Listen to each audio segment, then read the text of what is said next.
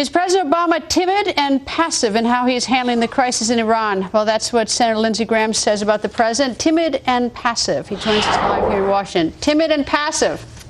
Yeah, I thought he was much too calculating at first. His statement a couple of days ago was better. But I think the president needs to appreciate the historical moment we're in.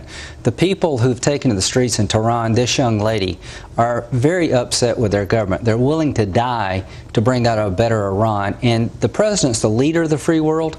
Other nations like France, Germany, Great Britain have been very forceful. And I'd like to see my president, our president, speak up boldly and loudly. Don't worry about being in the good graces of this regime. These are thugs, dictators, and these are not the people that you care whether they like you or not. Stand up for what this young girl died for. Speak truth to power. If he will do that, it will matter to the people in Iran, Lebanon, Iraq, Afghanistan, and I want my president to speak loudly and boldly like Ronald Reagan did, and we haven't had enough of that, and we need more action, not just talk. Go to the UN Security Council with our allies and condemn this action. Bring up a resolution and make people in the world vote on this.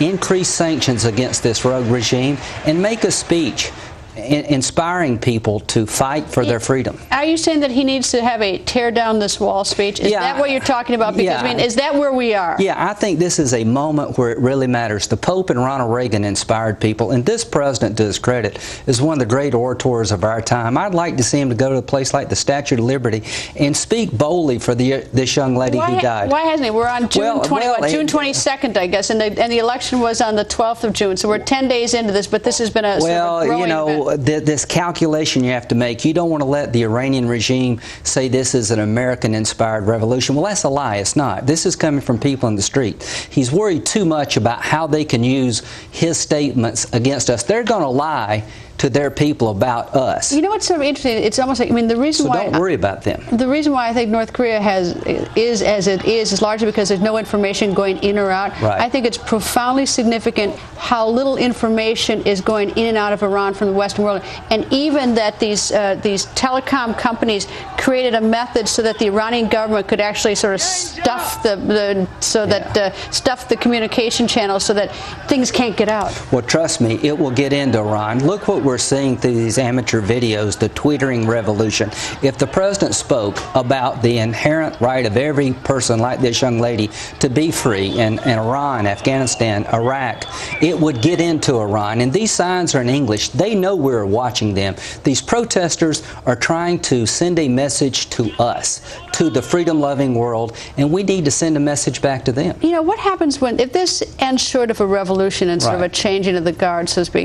You know, I wonder sort of like what President Ahmadinejad is going to do to those who weren't on his side. Now, we know Mousavi in the 1980s when he was prime minister, when people didn't agree with him, they lost their life. It's not as though Mousavi is any great shakes that way. But so what happens to the... I can't tell you what the future holds, but I can tell you I want us to be on record at the time that it mattered, that we were there when it mattered.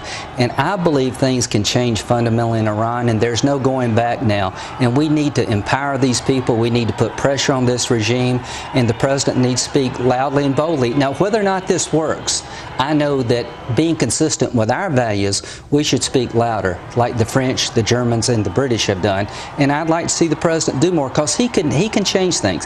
He is a unique individual. He can inspire people, and he needs to use that rhetoric at this critical moment in history, and we need to act too, not just talk. Well, I think we're going to hear from him tomorrow in a press conference, so I assume that you know, any day now he may take... Mr. President, stand up for this young lady who gave her life and all those like her. It will matter.